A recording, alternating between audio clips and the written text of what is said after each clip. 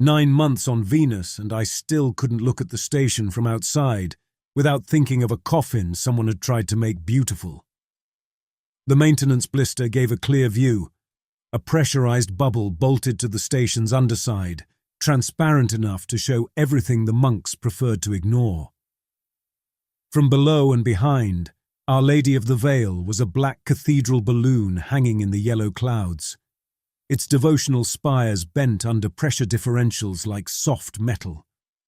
The lift envelope above it was mottled brown and grey, sulfuric acid eating through 7 years of skin. Buttresses and arched supports that looked magnificent from inside the chapel were, from out here, welded struts bolted to a salvaged cloud mining platform. The whole structure drifted in the Venusian cloud deck at 55 kilometers altitude, held aloft by a nitrogen-helium mix in the envelope above. I was the only man aboard who seemed to care that the envelope was dying. I checked the third hull patch. The first 2 were holding. Clean seals, bonding compound still white at the edges. The third had already turned the brownish yellow of acid degradation. 6 weeks old, rated for 14 months. I logged it on my datapad and added it to the maintenance file. 6th patch in 3 months to underperform its rated lifespan. The acid concentration at our float altitude was exceeding the manufacturer's exposure model. I'd filed this observation formally in April, again in May, and again 2 weeks ago with a request for emergency materials resupply. Brother Mull, the Order's procurement monk, had told me the next supply shuttle from the orbital relay was 5 weeks out, and the discretionary budget couldn't cover accelerated deliveries. I sealed the blister hatch behind me and climbed back into the station's lower service corridor. The transition was always sudden. Outside, yellow murk, acid haze, the creaking of a structure under atmospheric load. Inside, painted walls, devotional script running along the baseboards in gold leaf, the soft amber lighting the monks preferred. The Order of the Descent had spent real money layering this interior over the industrial bones of the old mining platform. Icons mounted on steel crossbeams, stained glass fitted over viewport frames designed for pressure gauges, ceramic tile laid over grated flooring. My engineering berth and the life support bay were forward. The docking bay with the escape pod was aft.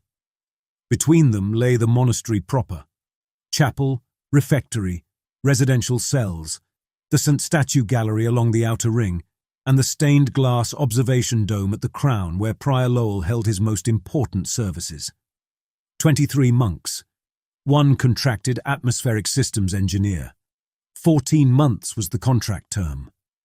I'd taken it because no legitimate firm in the atmospheric engineering sector would hire me at my old grade after what happened on the Coronis platform. A buoyancy loss event on a commercial cloud mining rig that killed 2 riggers. The investigation cleared me of direct fault. My supervisor had ordered procedural shortcuts during an envelope repair, and I had obeyed. The dead men's names were Peter Alcala and Dennis Yunt. The inquiry board noted that I had followed an unlawful order without objection. Every job application since then had died at the background check. The order ran none. They needed someone who could maintain a float station's atmospheric systems, buoyancy balance, and hull integrity in one of the most corrosive environments in the solar system. They were willing to pay above market for the privilege of being ignored by every qualified candidate with better options. I took the money. I kept the station running. I kept to my berth, my work orders, and the service corridors, ate in the refectory only when the schedule forced it, and treated their theology as a private hazard unrelated to my contract. I had no idea why 23 men had voluntarily sealed themselves inside a balloon above an 800-degree hellscape as an act of religious devotion.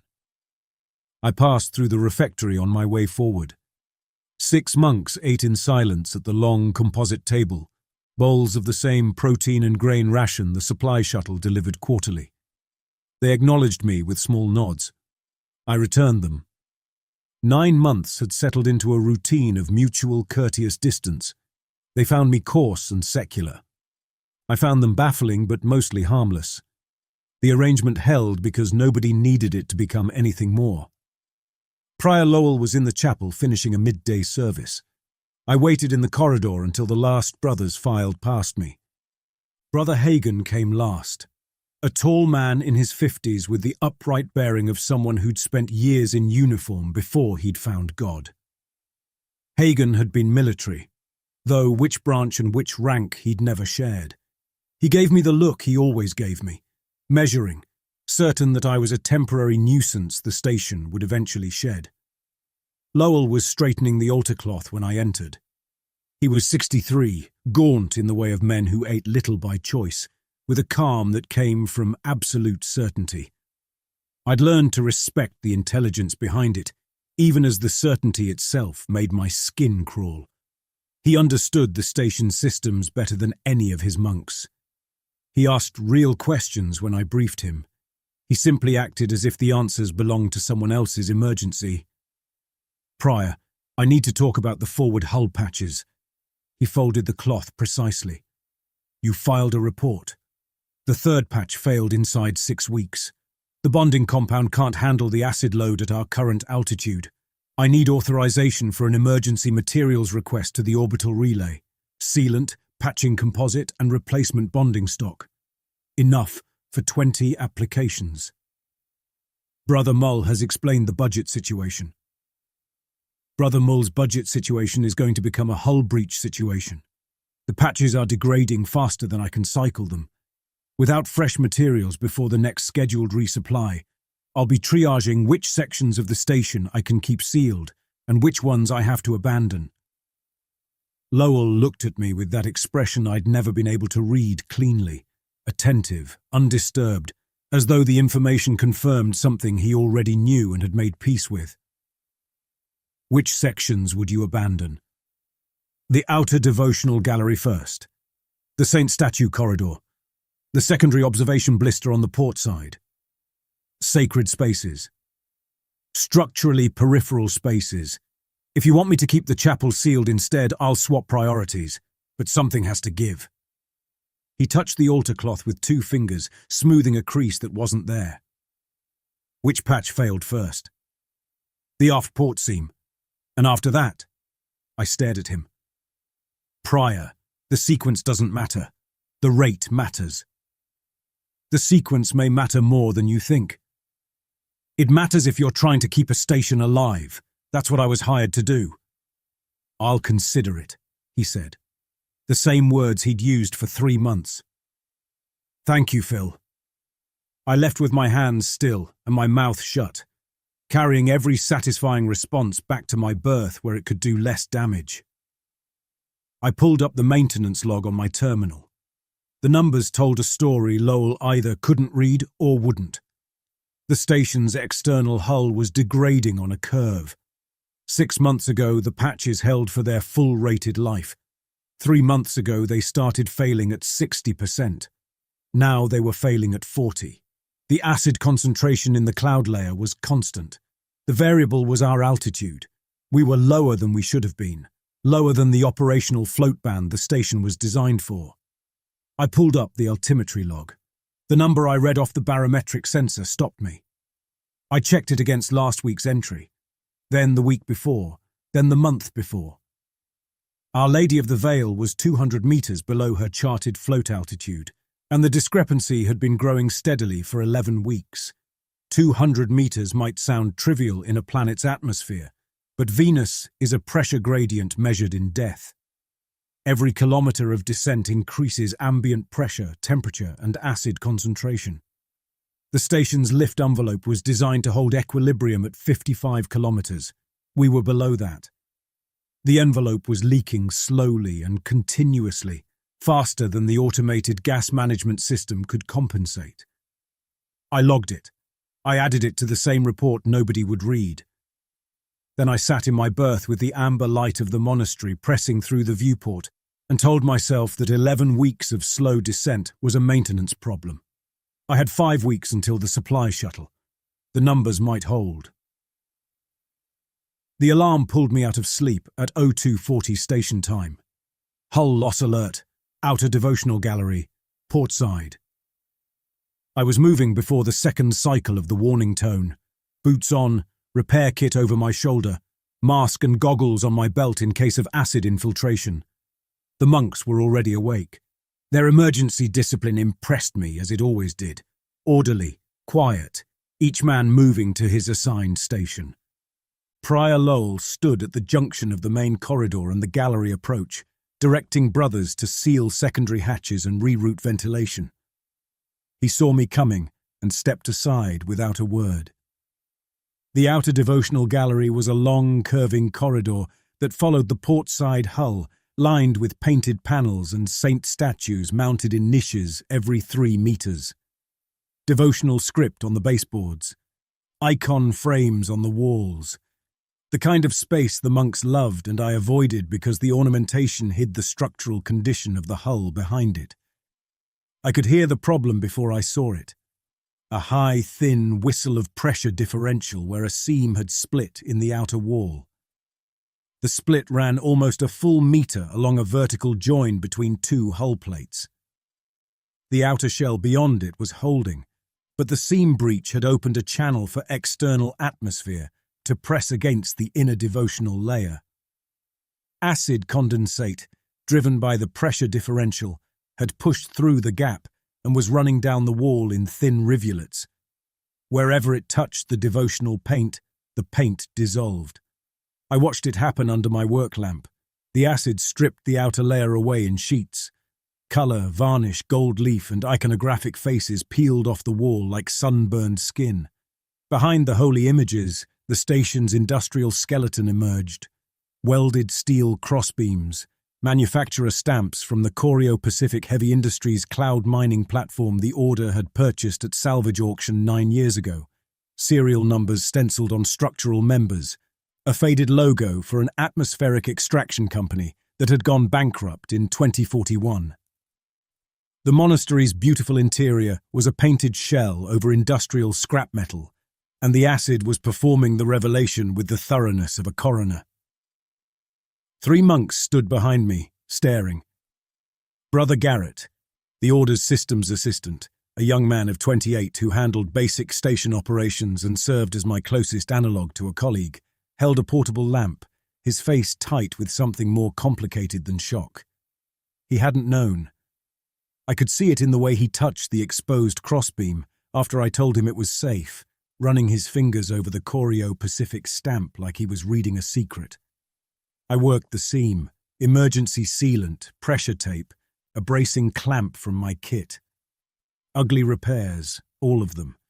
The kind of patch that would hold for weeks under normal conditions and days under the acid load we were taking at our current depth. While I worked, Garrett held the lamp and asked real questions. What was the crossbeam's load rating?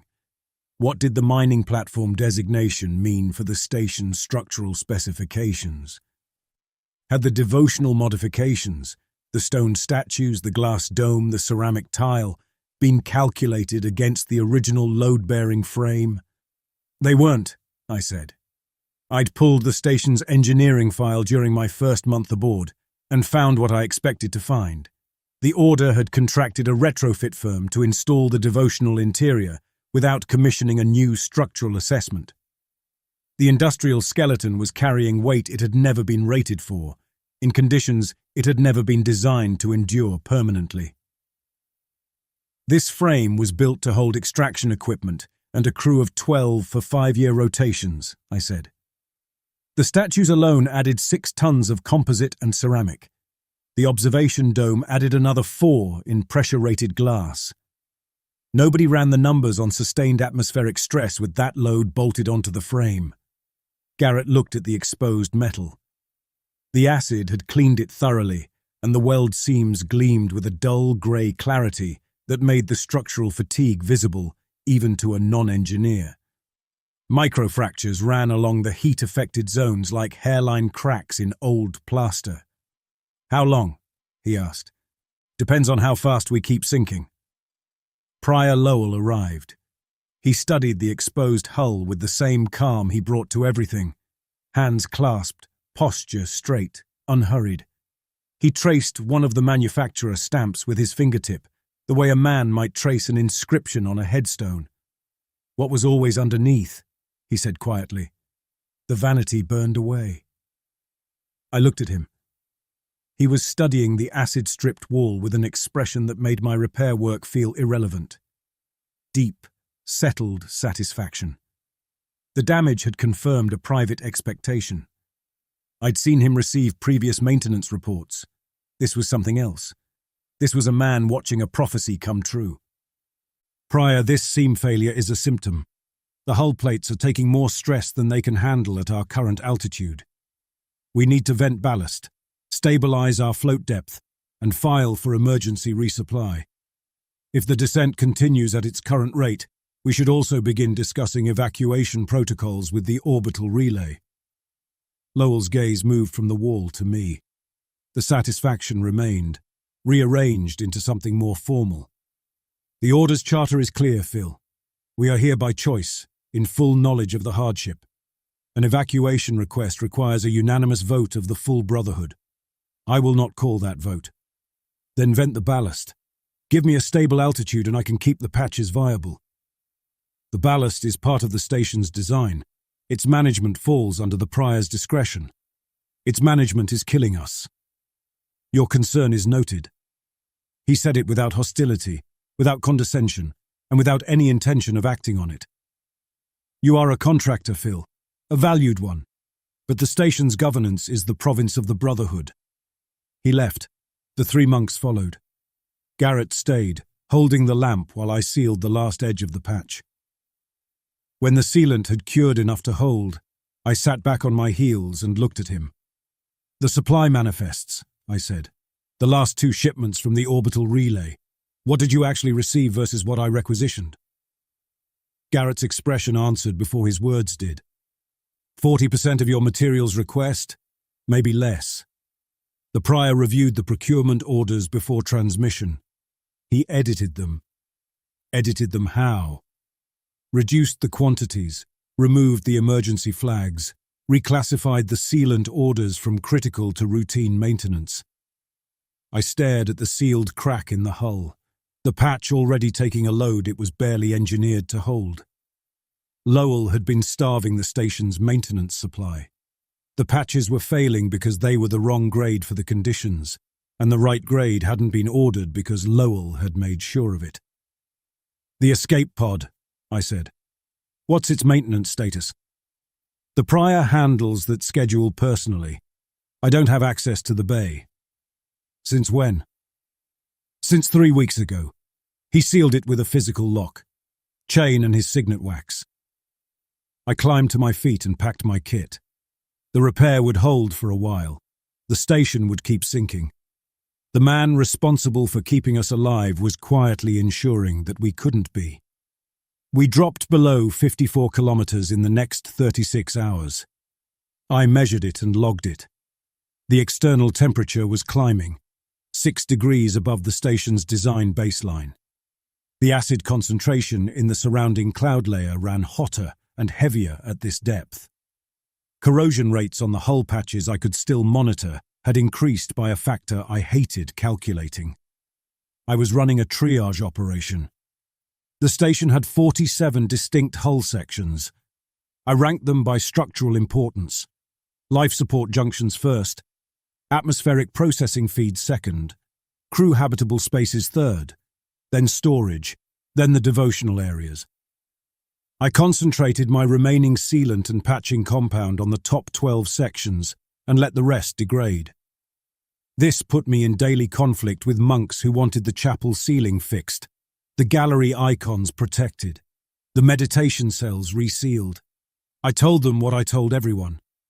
The materials were gone, the conditions were worsening, and their prayer spaces would outlast them if the life support seals failed first. Brother Hagen cornered me outside the atmospheric processing bay on the second morning. He filled the corridor, shoulders, height, the physical authority of decades of discipline, military, and then religious. His conversion to the order was, by the other monks' accounts, total and irreversible. He believed in Lowell the way sergeants believe in good commanders, with the body as well as the mind. The chapel ceiling is a priority. Life support is a priority. The chapel ceiling is cosmetic. The chapel is where the Brotherhood receives God's word. Without sealed life support junctions, nobody in the chapel will be breathing long enough to receive anything. I have enough sealant for 12 sections. The chapel is number 19 on my list. Petition the prior for an emergency materials order, and I'll move it up the moment the stock arrives. Hagen studied me with the same measuring look he always carried. You don't understand what's happening here, Reston. I understand pressure curves and corrosion rates. That's what you hired me for. He walked away. I didn't enjoy the exchange. Hagen was the kind of man whose disapproval landed in the body, a physical weight you carried out of the room whether you agreed with him or not. I tried the escape pod bay that afternoon. The hatch was secured exactly as Garrett had described. A heavy chain looped through the handle mechanism and sealed with a wax imprint of Lowell's signet ring. A new addition. I had accessed this bay freely for 9 months. I could have cut the chain. I had the tools. But cutting it would announce my intentions to every monk on the station, and I wasn't yet sure what those intentions needed to be.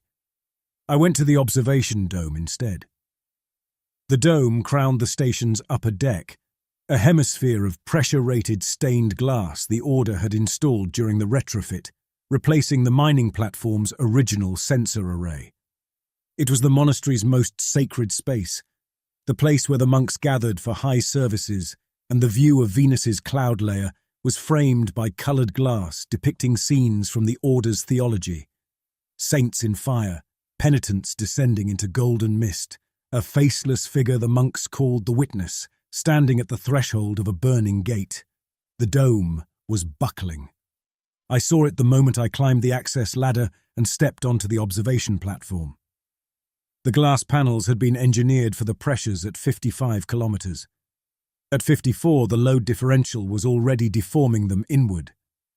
3 panels on the windward side had curved visibly, their lead joins stretching, the coloured glass warping the view beyond them into something that stopped me on the platform for reasons beyond structural analysis. The Venusian cloudscape, yellow sulfuric haze, distant electrical discharges, the dense amber murk that passed for a sky on this planet, stretched and bent through the stressed glass into a panorama that looked, for one disorienting moment, like a burning heaven. The clouds pulsed with convection light. The warped glass rippled the image. The stained glass saints on the intact panels framed the distortion, and the cumulative effect was a vision of divine fire that I could neither look away from nor believe in. The full Brotherhood was here. All 23 monks sat in concentric arcs on the observation platform, faces raised to the dome. Prior Lowell stood at the centre beneath the apex where the glass panels converged, and he was preaching. He spoke of the dome as an eye that God was pressing shut. He described each crack in the station's hull as a letter, each failed seal as a word, each buckling panel as a sentence in a text God was composing through pressure and acid. He told the brothers their suffering had been heard. They had been right to come, right to stay. Every groan of stressed metal around them was a syllable of God's reply. A low, flexing sound passed through the dome. Several monks looked upward with tears on their faces. Lowell lifted one hand and received the sound. The atmosphere in the dome was devotional and absolute. 23 men in the grip of a faith that grew stronger as the world broke around them. I looked up at the glass. A hairline fracture ran across 3 of the windward panels, threading through the stained glass face of the Witness. I calculated the failure point from the visible deformation and the pressure differential. At our current descent rate, the dome would breach within 4 to 6 days. Anyone underneath would die. The pressure equalization alone would rupture eardrums and collapse lungs. The acid atmosphere that followed would do the rest. I interrupted the service. I did it the way I did everything on this station, without diplomacy, without softening, as a man whose professional authority had been ignored until the emergency was already here. Prior Lowell, this dome is structurally compromised. The windward panels are buckling beyond their design tolerance. A fracture is propagating across 3 panels. At our current altitude, it will produce a full breach within days. Every man in this room will die if he's under this glass when it gives. 23 faces turned toward me. Lowell's expression didn't change. Thank you for your assessment, Phil. This isn't an assessment. It's a warning. You need to evacuate this space and seal it permanently. We will take your concern under consideration. He turned back to the Brotherhood, back to his sermon, and the monks' faces turned with him like flowers following a dark sun. I stood at the edge of the platform and understood that I was witnessing something beyond institutional stubbornness.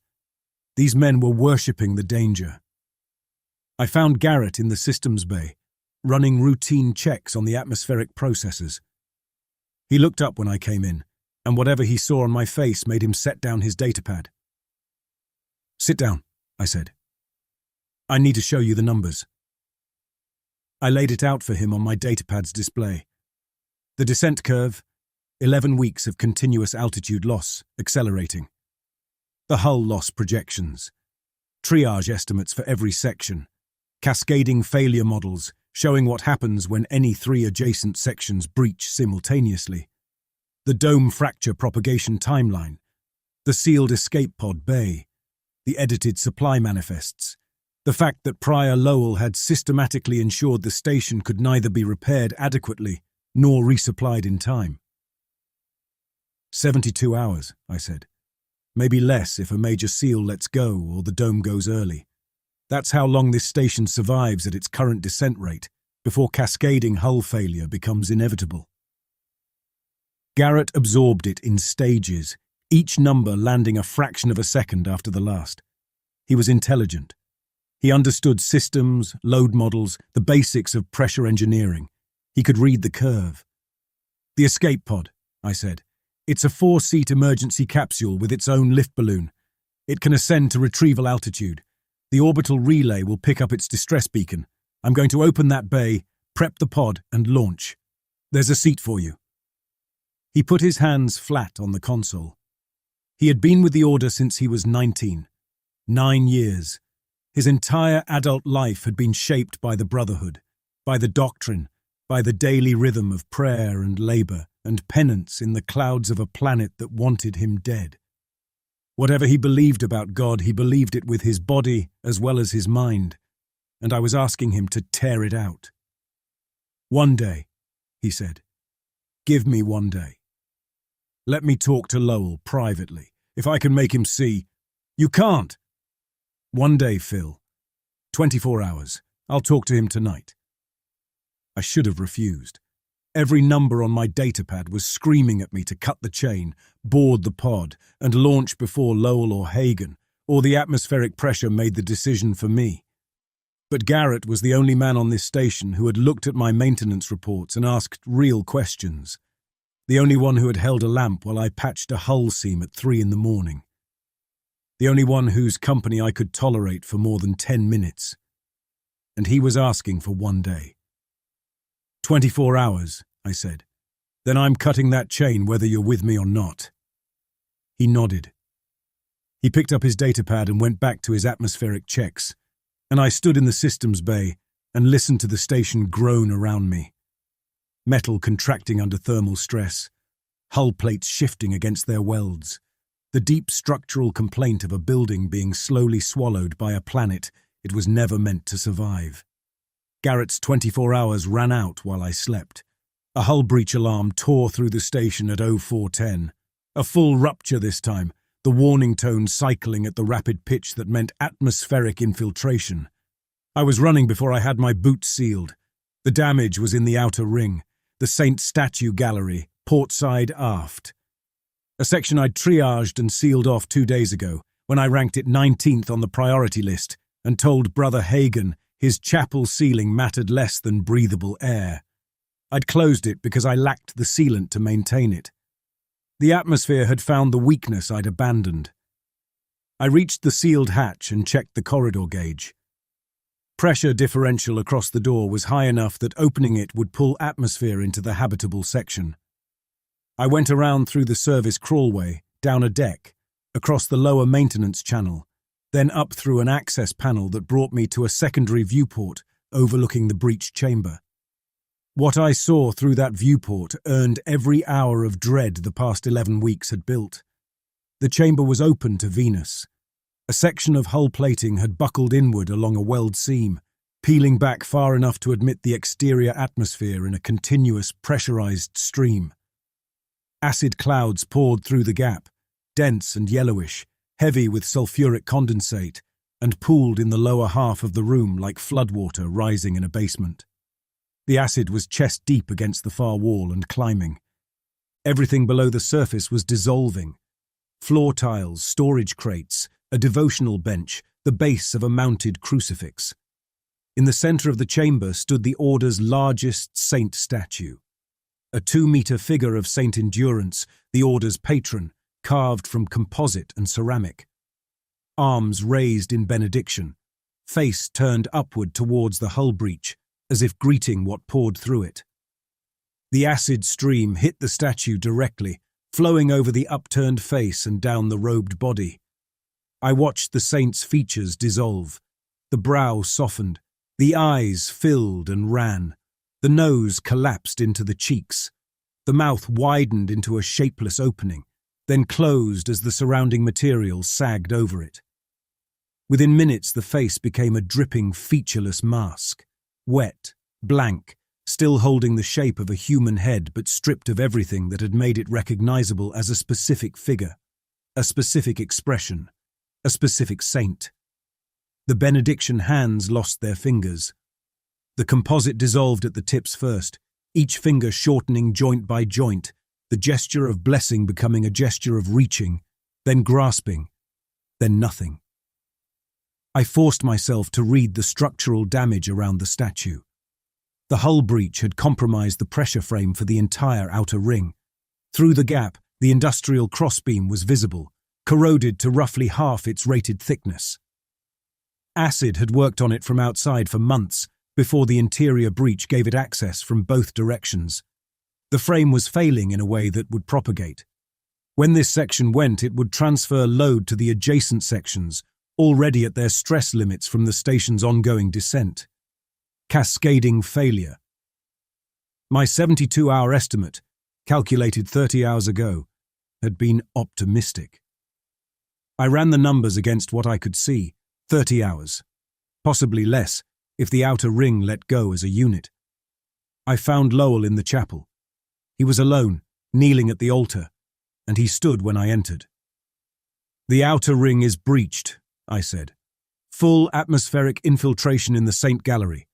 The pressure frame is compromised. When it fails, and it will fail, within a day, the load transfer will cascade through the adjacent sections and collapse the entire portside hull. This station cannot be saved prior. We are past repair. We are past triage. We need to evacuate." Lowell folded his hands. His expression was the same one I'd seen when the acid stripped the devotional paint, settled, deep-seated satisfaction, the look of a man watching the final numbers come in on an outcome he'd wagered everything on. "Sit down, Phil. I want the chain off the pod bay." "Sit down. I owe you an explanation. You've earned it." I stayed on my feet. He told me anyway. The order of the descent had come to Venus to die. The entire mission, the purchase of the mining platform, the retrofit, the 7 years of devotional life in the clouds, was preparation for destruction. Lowell explained it. The Order's founding theology held that God had fallen silent. Since the age of prophets, no direct divine communication had reached humanity because humanity had never offered a sacrifice sufficient in extremity and location. Earth was too comfortable, too familiar, too cluttered with human meaning.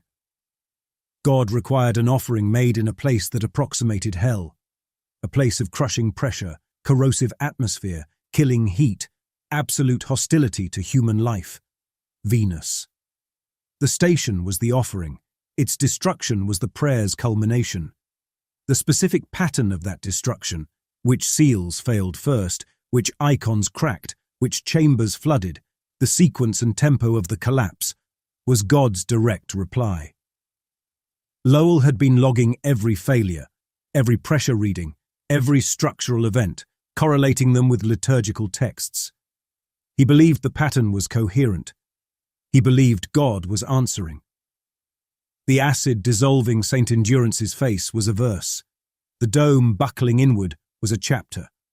The cascading hull failure I just described to him was, in his framework, the approaching climax of a scripture that had taken 7 years to compose. A tremor moved through the chapel floor. Lowell paused, listening. His face turned slightly upward. "There," he said. "Another line." "The escape pod," I said. "The escape pod will remain sealed. It was maintained only because the launch contract required it. The chain is permanent. The Brotherhood voted unanimously before launch 7 years ago to refuse evacuation under any circumstance. This was the condition of our vow. This is the purpose of our presence. I wasn't part of that vote. Your contract does not include an evacuation guarantee. You were hired to maintain the station, Phil. You have done that work faithfully, and the Order is grateful. If you wish to attempt departure, you are free to try. But the brothers will guard the offering. The pod is part of the sacrifice. It represents the option of escape, and its surrender is the seal on our covenant. You're killing 23 men. 23 men chose this. You are the only one who did not." I left. There was nothing in his voice to argue with. He believed what he'd told me with every gram of himself, and the station's destruction proved his belief to him. Every groan of failing metal confirmed his theology. Every breach was an answered prayer. The worse things got, the more right he became. Garrett was in the systems bay. He wouldn't look at me when I came in. "You knew," I said. "I knew it was terminal. I knew the vow. I didn't know the full theology. The reading of the damage as scripture, the correlation with the texts. Lowell kept that to the senior brothers. But I knew we weren't meant to leave. You've been lying to me for 9 months. I've been lying to myself for 9 years." He sat at his console with his hands flat on the surface, the same posture he'd held when I'd shown him the numbers. "You talked to him," I said. "Last night. I brought him your numbers. I told him the station was inside a terminal descent curve. I thought if I made it technical enough, immediate enough, he would have to hear it." "What did he say?" "He asked where on the curve I had started to feel afraid." Garrett's mouth tightened. Then he wrote it down. The system's bay lights flickered. Somewhere aft, a pressure alarm started and stopped. "Hagen was with him," Garrett said. "Afterward, I saw him leaving the pod bay with a pipe wrench." I looked toward the aft corridor. "The feed line," Garrett said. "For the pod's lift balloon. Check the feed line." I cut the chain at 0530.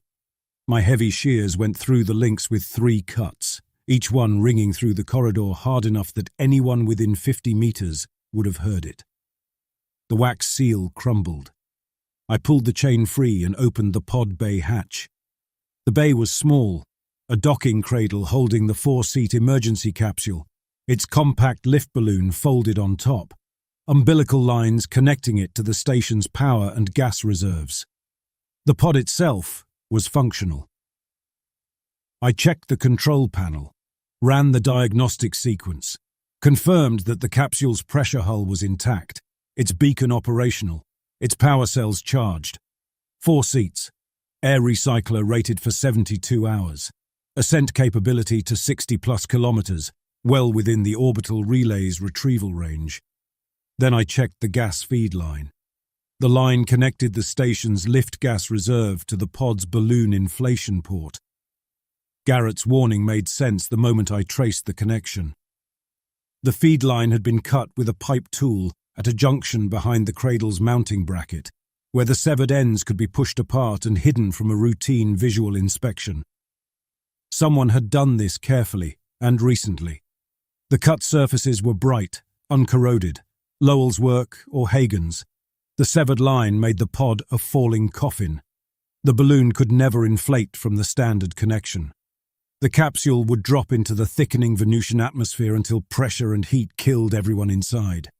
I stood in the pod bay with the severed gas line in my hands and felt the physical weight of what I was facing.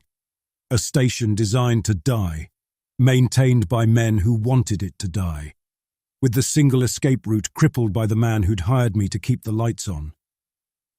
The station lurched. A low, grinding shudder ran through the deck plates, and the pod bay tilted 2 degrees to port. The outer ring. The cascading failure had begun. I needed a splice sleeve, an auxiliary hose, anything that could make the pod drink lift gas from somewhere other than the severed standard line. Those parts were in the systems bay. I left the pod hatch open and ran. The corridors were tilted. The station's port side was sagging as the outer ring lost structural integrity. I could feel it in the deck's angle, hear it in the asymmetric groaning of the hull frame. Monks moved through the corridors, but their movements were liturgical. They were gathering. Several already wore their formal robes, the heavy black vestments reserved for high services.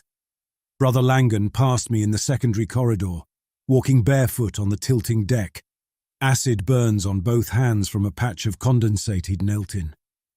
He carried a fragment of a dissolved icon against his chest and murmured to it in a voice that sounded like prayer, and he looked like someone a doctor would sedate. I grabbed the splice kit from the systems bay locker. Steel collars, pressure sleeve, 20 meters of emergency gas hose, and ran back. 12 monks were waiting in the pod bay. They had chained themselves to the pod's docking frame. Heavy industrial links from the station's cargo rigging looped through the cradle's structural members and around their own bodies. Wrists, waists, and ankles were bound to the metal frame that held the only capsule that could carry a living man above the cloud deck. Brother Hagen stood at the center, his chain wrapped around his left forearm and padlocked to the cradle's main strut.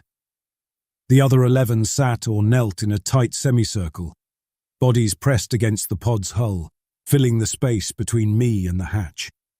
They were reciting final vows. I'd heard fragments of this liturgy over 9 months, phrases during evening prayers, murmured lines at meals, cadences that surfaced in the monk's speech like quotes from a shared text. Now I heard it complete, all 12 voices together, speaking the words that renounced rescue, named evacuation as a mortal sin against the covenant, and offered the speaker's body to the pressure and the acid as a permanent seal on the orders promised to God. "Move," I said, and the word came out of me raw and graceless and useless. The vow continued, unbroken, as though I had not spoken. I had my heavy shears. I had a pry bar. I had a hull patch knife on my belt. I had a splice kit I could not reach the pod long enough to use. I was one man with hand tools against 12 men chained to a metal frame, and the men had made pain irrelevant. Hagen had given the order. Remain passive. Absorb what the engineer does. Hold position. They would sit there and let me cut and pry and drag while they recited the liturgy that made my violence part of the sacrifice. The last temptation, the final test of faith, the unbeliever's hands doing the devil's work against men who had already surrendered their bodies to God. I started cutting. The first chain link took 4 compressions of the shears. The monk it was attached to, a young brother whose name I'd never learned, kept reciting when the severed chain pulled across his forearm and tore skin. I grabbed his robe and dragged him sideways off the cradle. He went limp, dead weight, 60-plus kilograms of passive resistance that I had to haul across tilting deck plates while he murmured the vow into my chest. The second monk had wrapped chain around both wrists and threaded it through a strut gap too narrow for my shears. I used the pry bar. The leverage bent the chain enough to free one wrist. He grabbed the strut with his freed hand. I pried his fingers loose one by one, each finger a small mechanical problem I solved while he wept and prayed. The weeping was gratitude. The third and fourth were tangled together, chains interlocked, and I had to cut through both sets while they leaned into each other and into the chain, adding their body weight to the resistance. The shears slipped. The blade caught the edge of my left palm, and opened a cut that bled immediately and badly. I wrapped it with pressure tape from my belt pouch, one-handed, and kept cutting. Hagen watched me work toward him. He recited the vow with his eyes fixed on my face, naming me directly now. Phil Reston, the instrument of final temptation. The test that the Order had always known would come in the form of a man who valued his body above his soul. His voice filled the pod bay with the authority that commanded soldiers and now commanded martyrs, and saw no meaningful difference between the two. The station lurched again. The tilt worsened. A deep metallic shriek came from somewhere in the outer ring, structural members separating under load. The deck vibrated. Two of the unchained monks I'd already dragged aside slid across the tilting floor and fetched up against the bay wall. They kept praying. Garrett came through the hatch. He went straight to the nearest chained monk, Brother Mull, the procurement brother, the man who'd told me the budget didn't cover emergency materials. Garrett took the shears to Mull's chain and began cutting. Mull stared at him. The vow faltered in Mull's mouth. Garrett had been his student, his protégé in the Order's administrative work. Mull said Garrett's name once, in the tone a father uses when a child picks up something dangerous. Garrett cut the chain free and pushed him aside. We worked together. Garrett on the left side of the cradle, me on the right. I reached Hagen. He gripped the chain with both hands and leaned forward until his face was close to mine. You are damning every man in this pod bay, Reston. Every soul. Including his. He meant Garrett. I hit him. The pry bar in my right hand came down across his forearm, and the sound it made, the dense, wet crack of metal on bone through flesh, sent a wave of nausea up through my chest. I swallowed it and kept working. Hagen's grip broke. His right hand dropped. He caught the chain again with his left, and I hit that arm too. He fell against the cradle, bleeding from both forearms. His legs buckled, and he slid down the strut to the deck. His lips kept moving. The vow continued from the floor, quieter now, aspirated through pain. I pulled the last chain free from the cradle. The pod's hatch was clear. Get in, I told Garrett. He hesitated, looking at the monks we'd dragged aside. 2 pod seats would still be empty. I grabbed Brother Mull by the back of his robe and hauled him toward the hatch. He came alive in my hands, fighting the pod itself, one foot braced against the hatch rim, one hand clawing for the exterior release lever, his whole body convulsing with refusal. Garrett caught his wrist before he reached the control panel. He'll open it in flight, Garrett said. Mull was crying. Do not make me leave it. Do not make me survive it. Another monk crawled toward the cradle, fingers slick with blood, trying to loop a loose chain back through the strut. The spare seats were useless. Rescue had become damnation to them, and any man we forced into the capsule would bring the vow inside with us. I shoved Mull back onto the deck and climbed into the pod. Garrett strapped in. I ran the startup diagnostic. Green across the board except the lift balloon feed, which showed severed, exactly as I'd found before.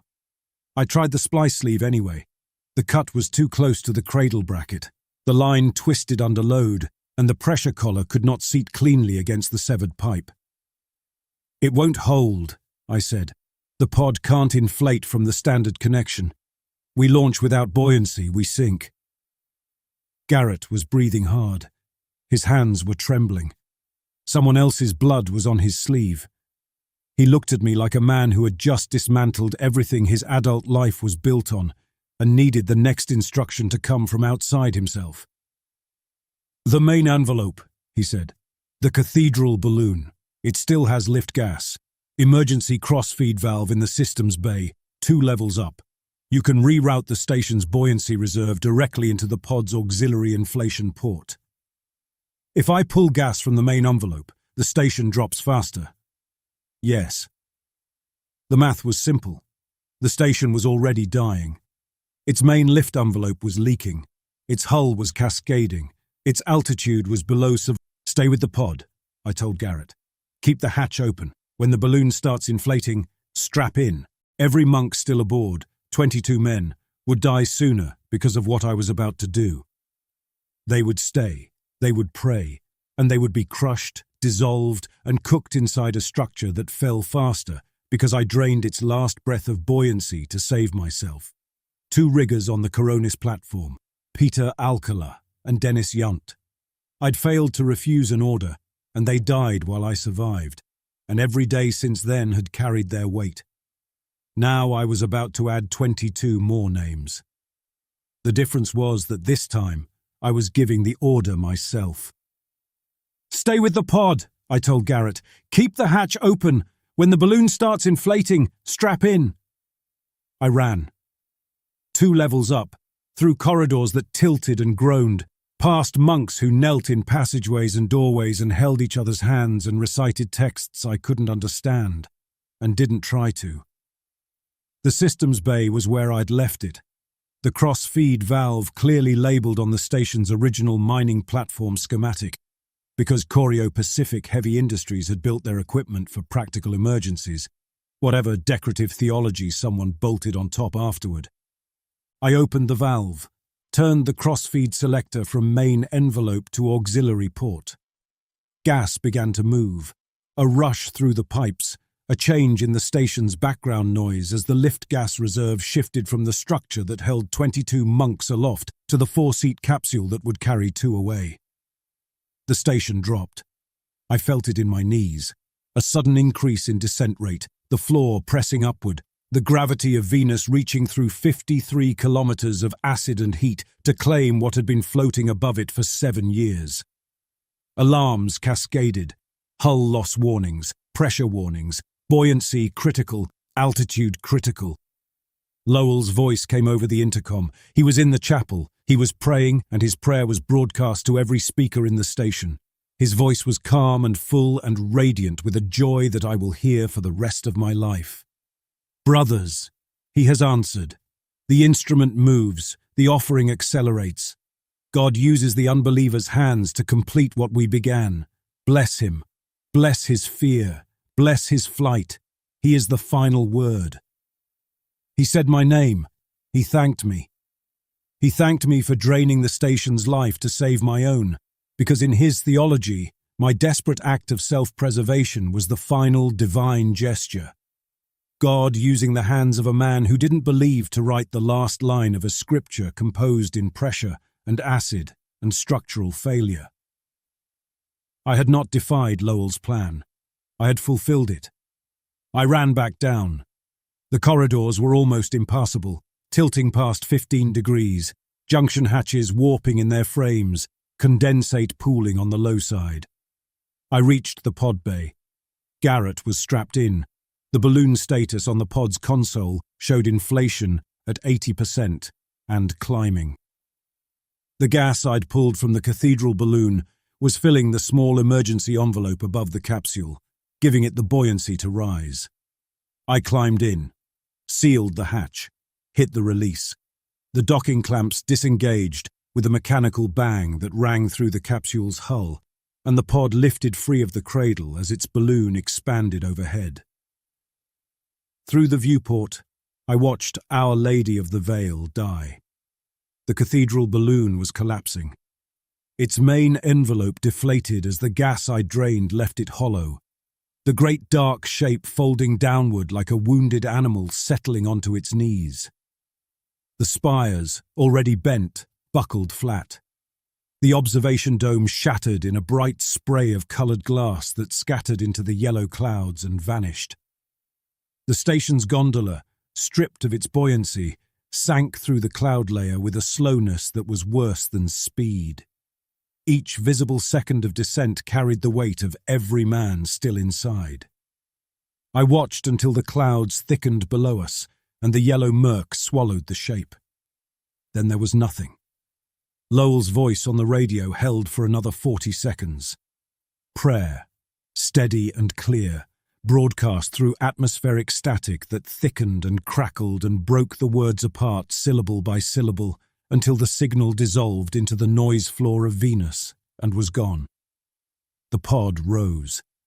The balloon carried us through thinning cloud layers, past 55 kilometers, past 60, toward the clear upper atmosphere where the orbital relay's retrieval beacon could find us. The ascent took 90 minutes. During those 90 minutes, Garrett sat in the far seat with his knees drawn up and his arms around them, his face turned toward the capsule wall. The blood on his sleeve was drying brown. His lips moved once, briefly, the beginning of a prayer, or the reflex of a man who had prayed every day for 9 years and did not know how to stop. I sat in the pilot seat with my cut hand wrapped in pressure tape that was soaking through, my ribs aching from where I'd braced against the pod cradle while cutting chains, and a bite-shaped bruise darkening on my forearm, where Brother Hagen's teeth had closed during the final struggle, and I'd been too committed to cutting to notice. The beacon was transmitting. The relay would pick it up within hours. We would be taken aboard, treated, processed, debriefed, and returned to Earth, where I would file reports and answer questions and explain what happened to 23 men on a station I was paid to maintain and could not save. Below us, Venus turned beneath its permanent acid overcast. Sulfuric clouds, 600 kilometers of toxic atmosphere, a surface hot enough to melt lead and heavy enough to crush steel.